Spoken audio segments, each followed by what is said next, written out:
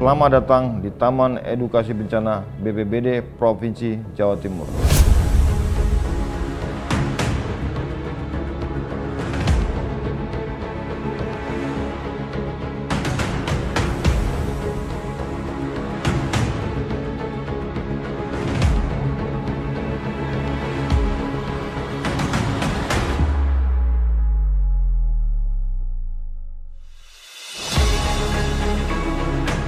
Mari berkunjung ke Taman Edukasi Bencana BPBD Provinsi Jawa Timur karena dapat memberikan pemahaman kebencanaan sejak dini sehingga terbentuk karakter kewaspadaan kemandirian ketika terjadi bencana. Terima kasih. Wassalamualaikum warahmatullahi wabarakatuh. Salam tangguh.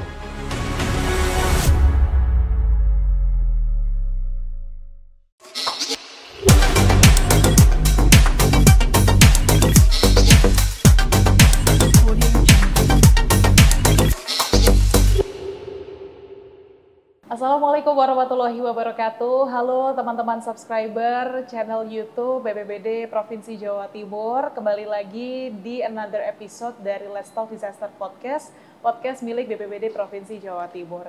Seperti di episode-episode sebelumnya, kita akan membahas terkait topik-topik kebencanaan dan pastinya di episode kali ini lumayan spesial karena tempat kita sedikit baru, ada di ruangan simulator gempa bagian dari Taman Edukasi BPBD Provinsi Jawa Timur. Nah, ini kita akan bahas nih kiranya ada apa saja sih di Taman Edukasi ini bersama dengan Bapak Dadang Ikwandi, PLT Kabid Pencegahan dan Kesiapsiagaan. Selamat datang Bapak. Siap.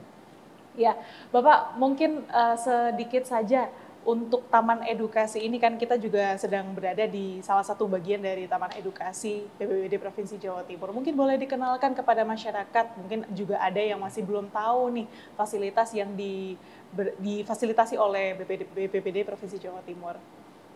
Baik, terima kasih Mbak. BPBD sejak tahun 2020 itu membangun Taman Edukasi Bencana, di mana pada waktu itu awal-awalnya hanya ada tenda pendidikan bencana. Ya. Seiring dengan perkembangan waktu, kemudian antusiasme masyarakat, maka saat ini BPBD telah menambah beberapa sarana prasarana untuk edukasi. Jadi yang saat ini sudah ada selain tenda pendidikan bencana, ada simulator gempa, ada diorama kapal, kemudian ada ruang hening, dan yang terakhir itu ada VR, Virtual Reality Penanggulangan Bencana. Nah, itulah beberapa sarana prasarana yang dibangun oleh BPBD Provinsi Jawa Timur untuk memberikan edukasi, untuk memberikan pemahaman kepada masyarakat terkait penanggulangan bencana. Seperti itu, Mbak. Jadi penanggulangan bencana itu tidak hanya pada fase darurat saja. Jadi penanggulangan bencana itu ada 3 fasenya. Fase pra bencana, sebelum terjadi bencana, fase saat daruratnya, saat terjadi bencana, kemudian fase pasca bencana. Seperti itu. Oke, jadi artinya memang semua yang ada di Taman Edukasi Bencana ini memang menjelaskan dan setidaknya memberitahu begitu ya bagaimana gambaran nantinya ketika terjadi bencana dan juga pasca bencana itu tadi. Betul. Kepada masyarakat, begitu ya Bapak. Nah, artinya ini dengan sarana prasarana yang sudah ada nih, mulai dari tenda pendidikan bencana, simulator gempa, dan tadi yang sudah disebutkan, ini sejak tahun 2020, bagaimana nih efektivitasnya mengenalkan dan mengedukasi masyarakat? Sampai dengan tanggal 16 Desember kemarin pada saat peresmian ya. Jadi rata-rata kunjungan misalnya bulan November kemarin. Bulan November itu jumlah pengunjung ke Taman Edukasi ini 3.200 orang. Sebelumnya Oktober itu 2.900-an orang. Ya. Jadi antusiasme masyarakat terhadap hal-hal yang ada kaitannya dengan kebencanaan saat ini mulai meningkat ya. Karena Jawa Timur khususnya memang berdasarkan kajian resiko bencana yang itu tertuang di dalam Peraturan Gubernur Nomor 53 Tahun 2023, potensi bencana di Jawa Timur ini ada 14, Mbak. ya, 14 jenis bencana. Jadi bercandaannya teman-teman provinsi lain itu kalau menyebut Jawa Timur itu palu gada. Apa lu mau gua ada, gitu ya. Atau ada juga yang menyebut dengan istilah laboratorium bencana. Jadi semua bencana yang ada di Indonesia itu ada di Jawa Timur. Ya, mulai dari banjir, banjir bandang, likuifaksi pun bahkan ada, gempa bumi, tsunami, tanah longsor, kekeringan, kemudian wabah penyakit, epidemi, kegagalan teknologi, itu semuanya ada di Jawa Timur. Sehingga sesuai dengan amanat Undang-Undang Nomor 24 Tahun 2007 Pasal 5 Ayat 1 bahwa pemerintah bertanggung jawab terhadap penanggulangan bencana. Salah satunya adalah memberikan edukasi, memberikan pemahaman kepada masyarakat sejak usia dini sampai dewasa terkait dengan penanggulangan bencana. Seperti itu, Mbak. Oke, nah ini kita akan bahas satu persatu nih ya, Bapak. Siap. Satu persatu sarana-prasarana yang ada di Taman Edukasi Bencana di sini. Tadi yang sempat disebutkan adalah tenda pendidikan bencana. Nah ini yang ada di dalamnya ini kiranya ada apa saja sih, Pak? Nah, setiap kunjungan itu sangat penasaran akan Tenpina. Oh iya. Dan dari tahun 2020 sampai dengan sekarang, kami melengkapi berbagai macam peralatan, sarana prasarana untuk memberikan pemahaman dan edukasi tadi. Misalnya, di dalam Tenpina itu ada 3 layar interaktif. Layar interaktif touchscreen, mulai dari layar interaktif kesiapsiagaan, layar interaktif bencana hidrometeorologi, layar interaktif bencana geologi. Layar interaktif ini tidak hanya bisa dinikmati oleh kita saja, tapi juga oleh teman-teman disabilitas tunanetra. Karena setiap infografis, setiap narasi yang ada di layar interaktif itu ada output suaranya. Oh iya. Sehingga teman-teman tunanetra itu bisa belajar juga. Selain layar interaktif ada beberapa diorama kebencanaan. Kemudian ada diorama bebatuan, kemudian ada diorama sisa-sisa barang bencana. Misalnya ada sisa barang bencana longsor, ada sisa barang erupsi gunung api. Kenapa kami menampilkan itu? Karena ketika kita mengajari misalnya anak-anak gitu ya, anak-anak suhu abu vulkanik itu 700 sampai dengan 1000 derajat. Jangankan anak-anak, kita yang orang dewasa saja itu belum tergambar sepanas apa sih 700 sampai 1000 itu. Oleh karenanya di dalam Tenpina itu ada botol yang meleleh, Mbak, masih tertutupi abu. Kemudian ada beberapa peralatan elektronik yang meleleh. Sehingga kita akan lebih mudah mengajari kepada para pengunjung, oh suhu abu ini panas loh. Botol yang terbuat dari kaca saja itu bisa meleleh, apalagi tangan kita, kulit kita. Betul. Gitu ya. Nah itu akan lebih mudah diresapi oleh anak-anak agar lebih mudah dipahami oleh anak-anak. Oh iya, tambahan. Gimana? Selain beberapa wahana tadi, kami juga menyiapkan playground ini. Di depan itu ada playground. Ya. Karena kami mendapatkan masukan dari teman-teman UNER gitu ya, yang memang ya bergulat di bidang psikolog lah. Ternyata anak-anak itu kalau belajar itu nggak bisa lama-lama ya. 10 menit, 15 menit itu sudah hebat gitu ya. Makanya kami siapkan playground agar ketika anak-anak itu sudah mulai bosan belajar, mereka bermain di playground. Ya, maka tujuan sebenarnya kami ingin sampaikan pada taman edukasi ini adalah mereka senang ke sini, mereka bahagia ke sini, sehingga ilmu-ilmu yang didapat dari berbagai sarana yang ada di sini itu bisa masuk di pikiran mereka. Intinya kami buat senang dulu. Seperti itu, Mbak. Oke, itu tadi ada Tempina itu tadi ya. Kalau Iya. misalkan yang kita tempati sekarang ini, simulator gempa ini juga katanya yang terbaru ini ya Bapak? Terbaru. Nah, ini gimana nih tentang simulator gempa? Teman-teman itu bisa melihat di belakang kita ini simulator gempa. Ini settingnya meja makan, ruang makan. Ya, settingnya ruang makan gitu ya. Maka ada beberapa equipment, peralatan meja, piring, gelas gitu ya. Nah, di dalam simulator gempa ini, para pengunjung itu bisa merasakan gempa berapa MMI gitu ya. 1 MMI sampai dengan 7 MMI bisa merasakan. Kemudian bisa juga merasakan misalnya yang sudah terinstall di sini gempa Palu, gempa Cianjur, gempa Aceh, gempa Bawean. Nah, para pengunjung bisa merasakan yang terjadi di Cianjur kemarin itu seperti apa sih goyangannya. Nah, ini sudah bisa. Ya, seperti itu. Jadi sehingga para pengunjung itu bisa memahami ketika terjadi gempa apa yang harus dilakukan. Oke, ya. Itu yang paling penting tuh ya. Iya. Edukasi tersebut. Apa yang harus dilakukan? Misalnya kalau di sini mereka begitu merasakan getaran, mereka langsung sembunyi di bawah meja. Iya. Nah, di sini kami menyiapkan misalnya ada lemari. Ketika gempa terjadi, itu lemarinya hampir roboh, Mbak. Betul. Ya. Kemudian ada beberapa peralatan dummy dari plastik itu di sana.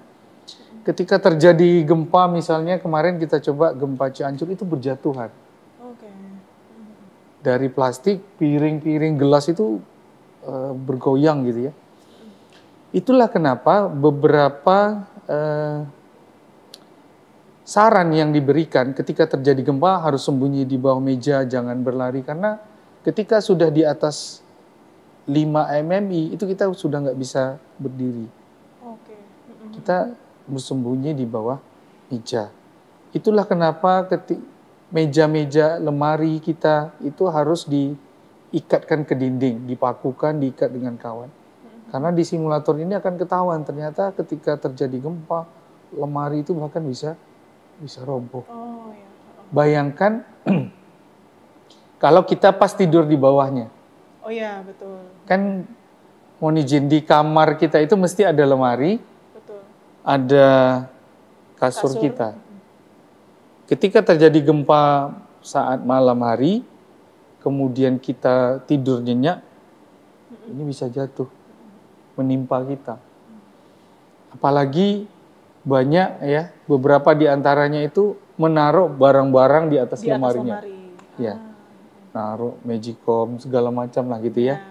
Nah itu bayangkan ketika terjadi gempa itu bisa berjatuhan, nimpa kita.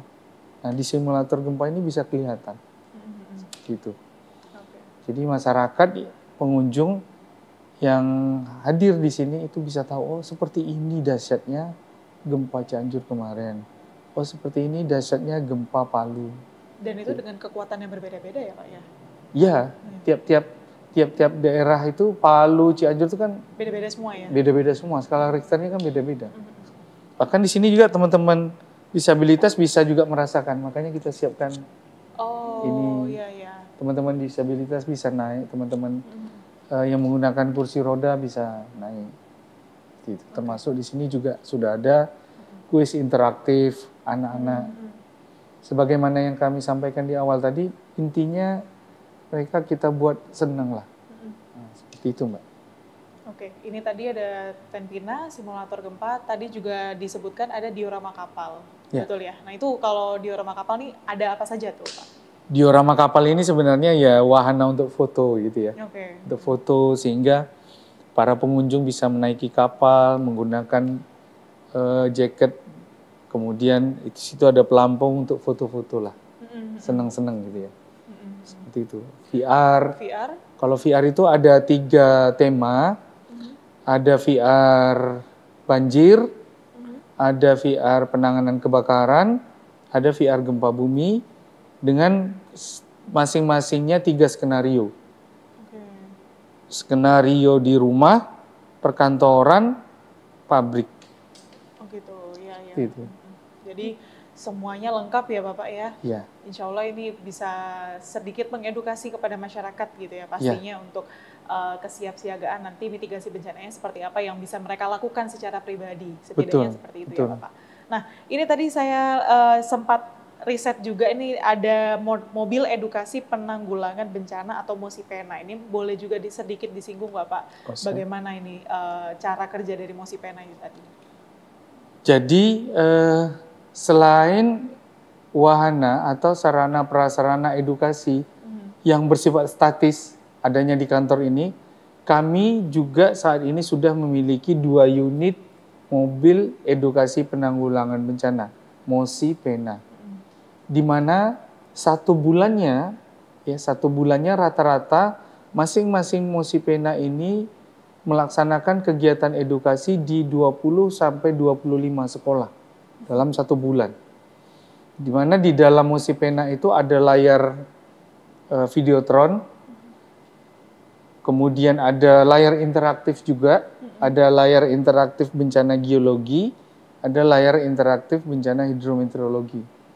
Selain itu juga ada perpustakaannya, ya, mulai dari komik sampai dengan ensiklopedi bencana.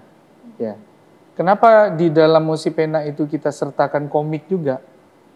Karena anak-anak SD, terutama TK itu senang yang bergambar kan. Makanya kami siapkan komik-komik yang ada kaitannya dengan kebencanaan.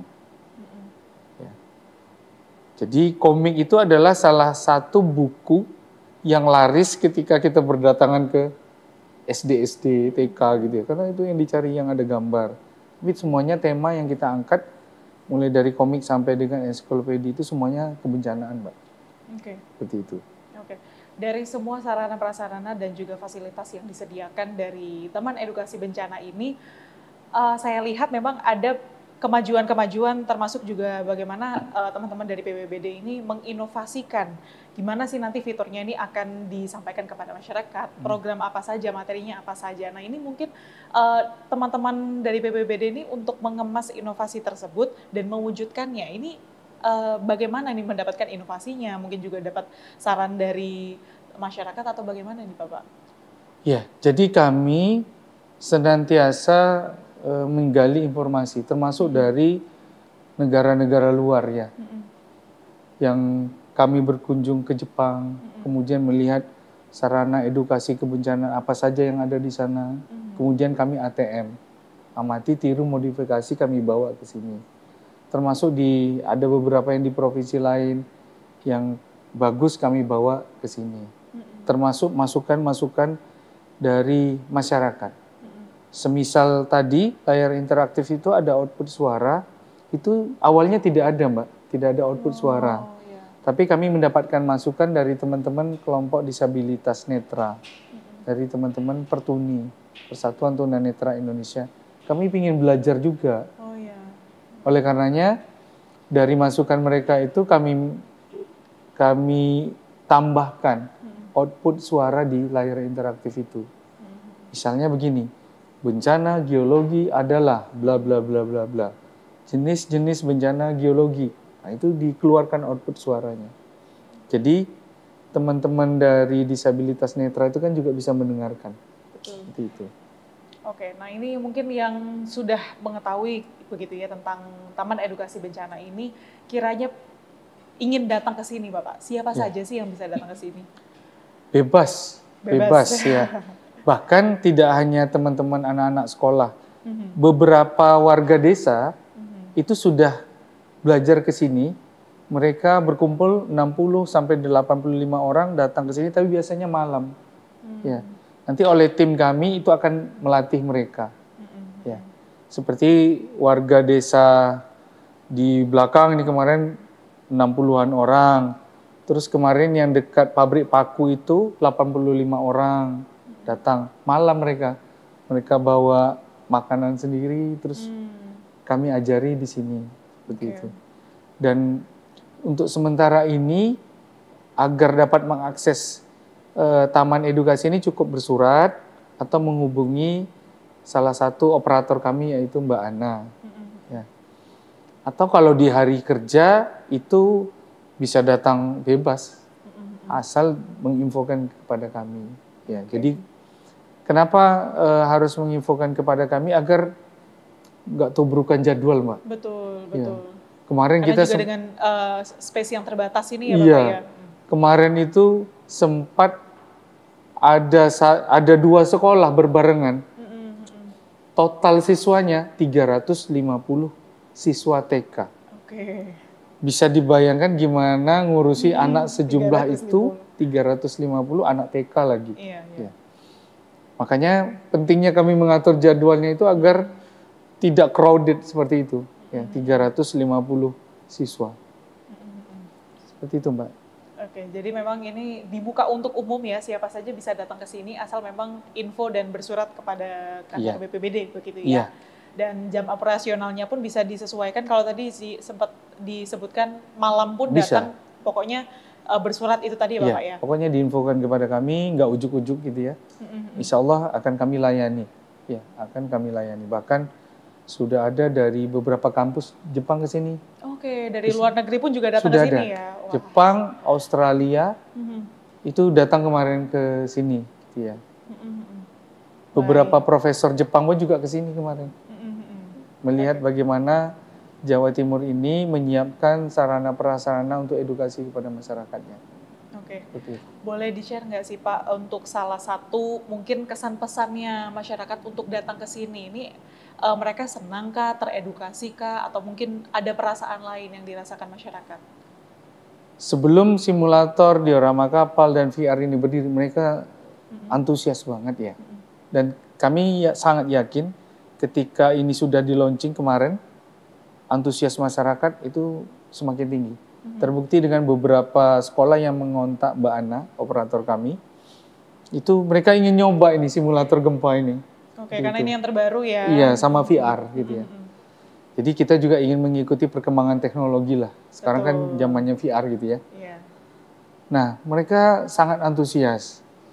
Ketika mereka berkunjung ke Tenpina, oh ternyata, contoh seperti yang tadi saya sampaikan, suhu abu vulkan itu panas ya ternyata. Botol sampai seperti ini, meleleh. Mereka sendiri, apalagi kita gitu katanya. Jadi memang antusiasme masyarakat ketika berkunjung ke sini itu sangat senang gitu ya. Bisa melihat peralatan-peralatan bencana ya. Ada misalnya ya yang ada di Tenpina itu untuk penanganan kedaruratan, untuk motong beton itu ada gunting betonnya, ada gunting bajanya, dan macam-macam lah seperti itu. Oke. Ya, artinya ini memang edukasi yang sudah dikemas di Taman Edukasi Bencana ini sudah dirancang sedemikian rupa untuk bisa mengedukasi masyarakat terkait kebencanaan begitu ya. Nah ini mungkin kalau kita korelasikan dengan situasi yang ada di Jawa Timur sekarang, ini di akhir tahun ini pun juga sudah banyak terjadi banjir di beberapa daerah, dan mungkin ini salah satu edukasi yang didapatkan dari Taman Edukasi ini pun pastinya diharapkan bisa bermanfaat bagi mereka. Nah ini Bapak memastikan hal tersebut bisa memang dilakukan dengan baik dan benar, bagaimana Pak? Jadi harapan kami ya, karena ini sifatnya statis dan kami juga sudah menyampaikan terkait keberadaan Taman Edukasi ini dengan berbagai macam cara. Media cetak, media online, kemudian medsos kita, itu kita sampaikan. Harapan kami agar masyarakat bisa mengakses ke sini, kemudian belajar. Ya. Yang kami lakukan saat ini itu adalah meningkatkan kapasitas masyarakat. Ya. Dalam matematika kebencanaan ada rumus resiko itu sama dengan hazard H atau potensi bencana dikali kerentanan V dibagi dengan C kapasitas.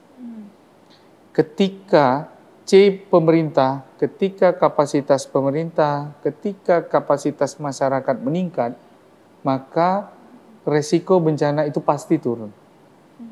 Ya. Karena salah satu upaya untuk menurunkan resiko bencana suatu wilayah itu adalah meningkatkan pemahaman masyarakat terkait dengan penanggulangan bencana. Pembunuh tertinggi di dunia itu bukan perang, Mbak. pembunuh tertinggi adalah bencana. Ya.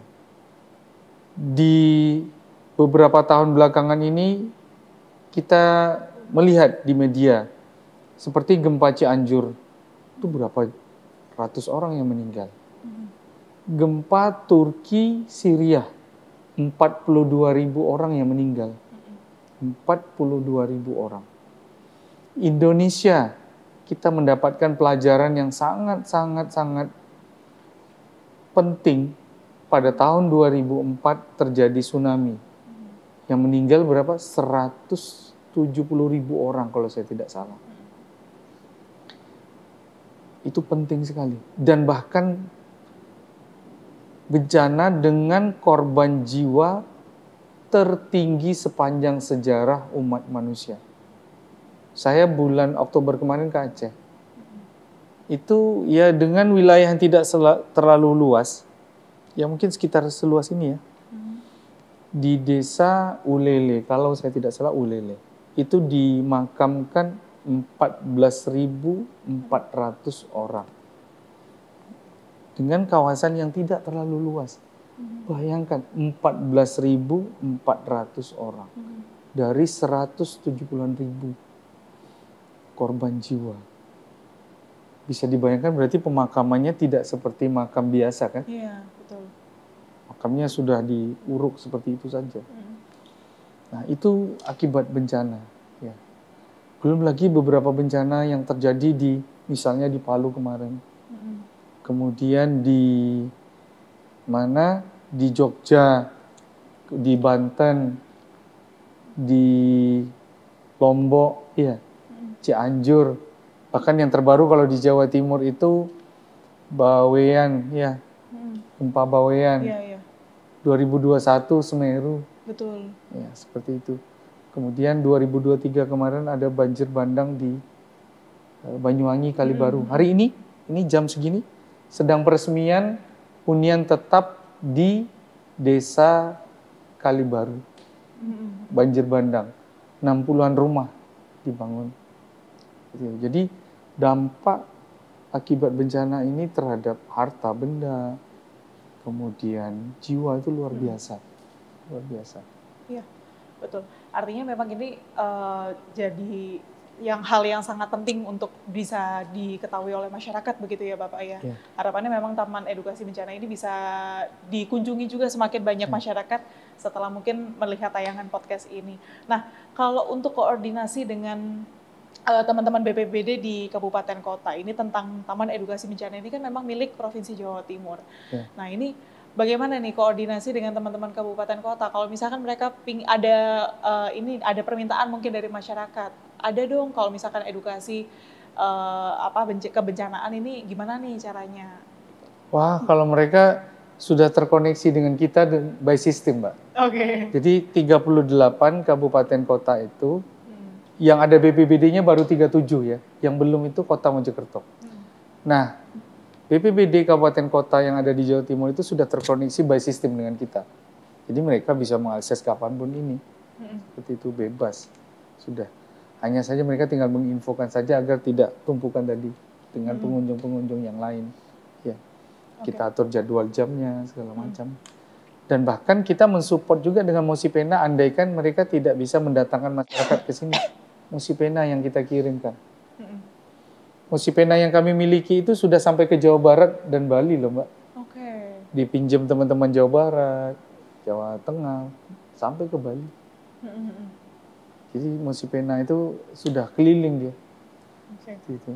Oke, baik. Jadi artinya memang koordinasi dengan teman-teman kabupaten kota pun juga sudah terikat sekali ya. Ini bagaimana nanti edukasinya kalau misalkan ingin melihat simulator gempa dan lain-lainnya bisa datang ke kantor BPBD Provinsi Jawa Timur. Nah, Betul. ini edukasi yang ada di Taman Edukasi Bencana ini pastinya sudah sempat dibawa oleh teman-teman di luar, mungkin ada permintaan sosialisasi di luar atau mungkin di instansinya masing-masing. Nah, ini edukasi yang seperti itu pun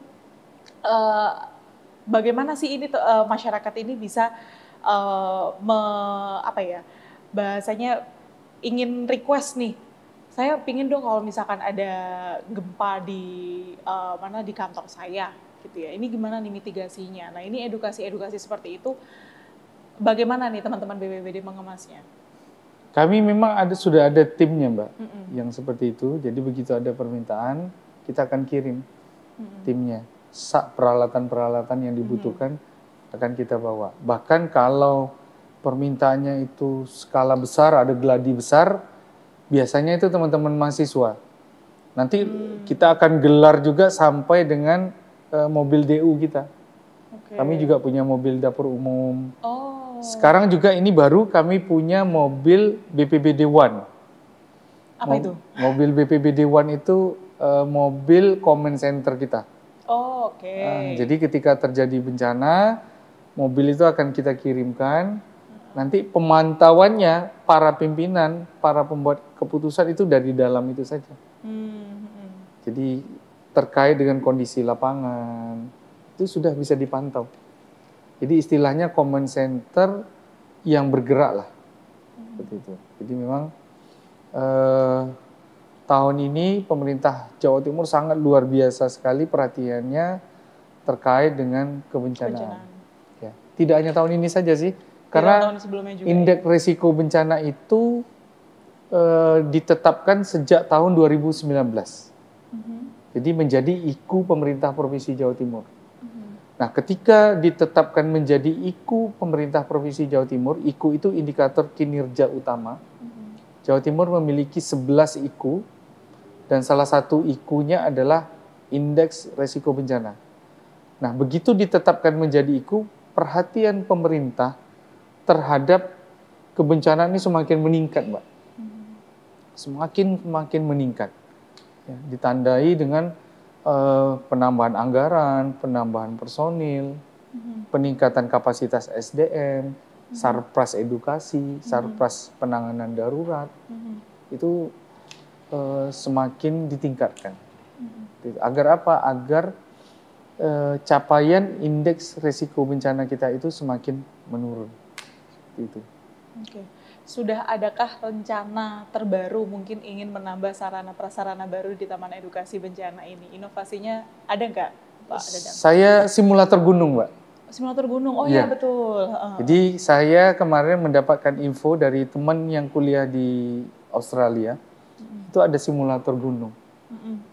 Jadi ada proyektor di atasnya, kemudian nanti ditembakkan, ada layar 3D lah gitu ya. Nanti kelihatan gunung itu erupsi bagaimana, daerah-daerah jangkauan erupsinya itu di mana saja, kawasan rawan bencana lontarannya itu sampai mana, kawasan rawan bencana alirannya itu sampai mana. Seperti itu. Kemarin kita sudah dapat info ternyata di Australia ada, itu mau kita bawa ke sini. Gitu. Tapi masih direncanakan begitu ya, ini masih digarap bagaimana ini, gimana caranya bikin materinya, programnya apa saja, fitur-fiturnya apa saja. Betul kita sekali. doakan bersama ya, semoga segera ada mungkin di tahun depan ya. Amin. Nah, Bapak ini mungkin sedikit saja mungkin himbauan kepada masyarakat ini mungkin yang ingin datang ke sini sekali lagi mungkin diingatkan bagaimana caranya untuk bisa mengakses Taman Edukasi Bencana ini, siapa saja dan bagaimana caranya. Baik, bagi masyarakat yang ingin mengakses Taman Edukasi Bencana ini cukup mudah sekali ya,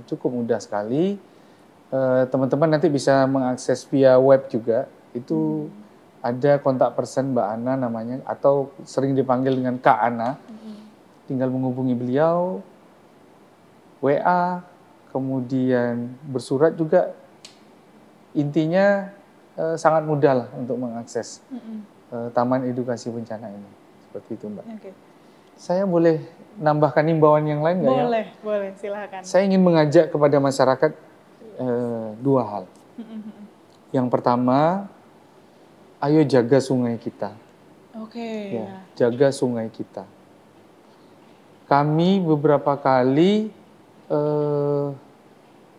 melakukan giat bersih sungai. Saat ini yang ditemui di sungai itu tidak lagi sampah-sampah plastik, Mbak. Sampah pempes, sampah plastik. Tidak itu lagi sekarang. yang ditemui, coba kira-kira menurut Mbak apa? Kalau saya lihat sih sepertinya sampah rumah tangga mungkin, sampah mungkin bungkus-bungkus makanan dan lain-lain. Oh, itu sudah biasa, Mbak. Sudah biasa ya? Umum. Oke, oke. Jadi Yang apa tuh kami yang? temui saat ini sekarang spring bed. Oke, King size lagi. oke. Bisa dibayangkan gimana susahnya Mm-mm. ngambil spring bed yang ada di dalam sungai, Heeh. king size. Yang kami temukan lagi lemari. Dibuang di sungai. Dibuang di sungai. Lemari kayu, Mbak. Wah, Bayangkan, sekarang oke. kalau sampah pampers, sampah plastik udah biasa. Spring bed, sofa. Oke. Gimana caranya ngeluarinnya itu? Iya, iya. Harus butuh alat berat. Ya, Heeh. Nah, ini jadi edukasi yang sebenarnya sederhana, Pak. Cuman susah sekali untuk dilakukan Oke. secara individu. betul. Betul ya? Yang kedua, saya ingin mengajak masyarakat. Heeh. Kami, BPBD itu tahun ke tahunnya melaksanakan giat penanaman 10.000, 20.000 pohon buah. Sesuai dengan kampanyenya Ibu Gubernur ketika launching Sodako Oksigen tahun 2023. Ibu Gubernur mengajak, ayo tanam-tanam. Istilah beliau tuh Sodako Oksigen. Atau kalau kita satu nama satu pohon lah. Ya. Andaikan seluruh masyarakat Jawa Timur bergerak, satu nama, satu pohon. Jumlah penduduk Jawa Timur itu 40 juta lebih. Berarti satu tahun ada 40 juta pohon. Hidup 1%, hidup 10% saja sudah 4 juta pohon satu tahun. Maka dengan ini menjadikan sebuah gerakan bersih sungai, jaga sungai, ayo tanam pohon, maka bencana-bencana yang tiap tahun terjadi di Jawa Timur seperti banjir, banjir bandang, tanah longsor, itu bisa berkurang. Ya. Karena bencana-bencana ini sangat terkait erat dengan perilaku kita. Nah, itu dia. Tidak menjaga sungai, tidak menjaga alam. Ya. Andaikan dua hal ini menjadi gerakan massal, maka akan kita temuilah sungai yang bersih. Akan kita temuilah gunung-gunung yang tidak lagi gundul, bukit-bukit yang tidak lagi gundul, tapi ditumbuhi dengan pohon-pohon, pohon buah, seperti itu ya. Itu maka bencana-bencana hidrometeorologi itu bisa dikurangi. Saya mengajak ini kepada masyarakat, ayo kita lakukan dua hal ini bareng-bareng.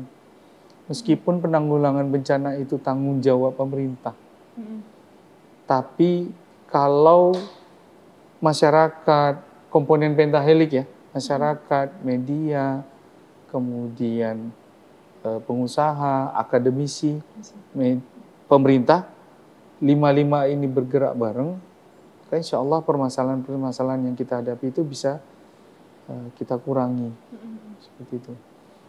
Apalagi ini bulan-bulannya musim hujan ya. Betul, betul. Sampai Maret nanti. Saat ini di Jawa Timur, sesuai dengan paparan Ibu Kepala BMKG waktu rakor di Gerahadi minggu kemarin, saat ini Jawa Timur ada 7 fenomena anomali di luar musim hujan. Ada yang istilahnya itu MGO, ada istilahnya itu La Nina lemah, ada 7 gitu ya. Yang itu kemudian meningkatkan curah hujan. Maka pada saat ini sudah berapa sorti ya, pemerintah provinsi bersama dengan BMKG itu melaksanakan teknik modifikasi cuaca. Itu penaburan garam untuk mengurangi curah hujannya, Mbak. Gitu. Harapannya ya banjirnya juga berkurang. Gitu. Jadi memang artinya benang merah yang mungkin saya bisa tarik begitu ya, bagaimana hal tentang kebencanaan ini memang jadi tanggung jawabnya teman-teman BPBD dan juga pemerintah. Tapi teman-teman pun ini juga dengan SDM yang terbatas, ini juga tidak bisa membantu semua masyarakat dengan satu tangan. Artinya memang kita harus bahu-membahu, setidaknya bisa menolong diri kita sendiri, kita bisa melindungi lingkungan kita sendiri masing-masing. Nanti tinggal kalau misalkan nanti ada terjadi bencana pun kita bisa menolong diri kita sendiri.